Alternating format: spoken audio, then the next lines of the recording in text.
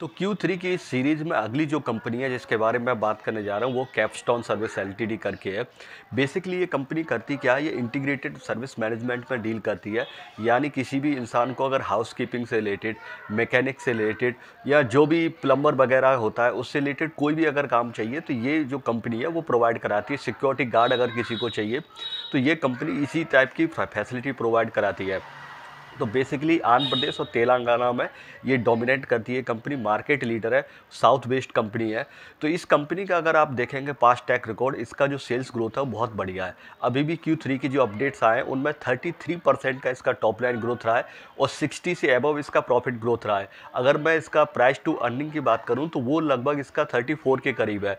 लेकिन इस कंपनी के साथ प्रॉब्लम क्या है, देखो इसका जो रिटर्न ऑन इक्विटी है और ROCE है वो थोड़ा लोअर साइड है। अभी आप कहेंगे कि रिटर्न ऑन इक्विटी तो इसका लगभग 19 के करीब है, तो वो तो मॉडरेट है, इतना कम भी नहीं है। देखो कंपनी के ऊपर 100 करोड़ से ऊपर का डेट है, तो जब डेट होता है तो ROE अब ऑटोमेटिकली हाई हो जाता है। अगर आप इसका ROCE देखेंगे तो वो 12 है। तो इसीलिए हमेशा किसी कंपनी का सिर्फ ROE मत देखिए, आप उसका ROCE भी देखिए। तो 12% के करीब है।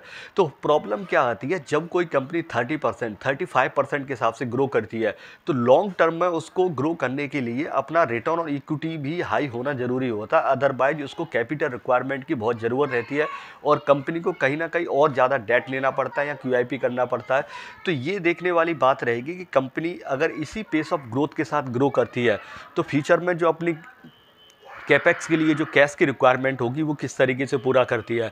तो बाकी का ओवरऑल देखेंगे तो कंपनी के अंदर ऐसा कुछ ख़राब नहीं है, फंडामेंटली ठीक कंपनी है। थोड़ा सा डेट हायर साइड है क्योंकि 500 करोड़ का मार्केट कैप है, उस पर 100 करोड़ का डेट है इस पर। तो ये देखने वाली चीज़ रहेगी मैनेजमेंट किस तरीके से अपने डेट को भी रीपे करता है और किस तरीके से फ्यूचर में ग्रोथ करता है। क्योंकि बिजनेस मॉडल भी सिंपल है और ठीक है, ऐसा नहीं है कुछ भी कॉम्प्लेक्स है उस मॉडल के साथ, और अपने आप में एक लीडिंग कंपनी है। तो अच्छी सेल्स ग्रोथ है और रीजनेबल पी पे अवेलेबल है। मेरी तरफ से कोई रिकमेंडेशन नहीं है इस शेयर के लिए, बस मैंने एक थोड़ा सा इसके मुझे क्वार्टरली रिजल्ट्स थोड़े अच्छे लगे थे तो मुझे लगा कि शायद इसको कवर करना चाहिए। तो Q3 के जो अपडेट्स हैं वो काफ़ी अच्छे हैं, एक बार देखते हैं इसका मैनेजमेंट की गाइडलाइन वगैरह मिल जाती है तो वो ज़्यादा बेटर रहेगा कि किस तरीके से मैनेजमेंट फ्यूचर के बारे में क्या सोचता है, क्या चैलेंजेस हैं, क्या अपॉर्चुनिटीज़ है। तो वो एक बार हम मिलता है तो ज़रूर मैं उसे कवर करूँगा।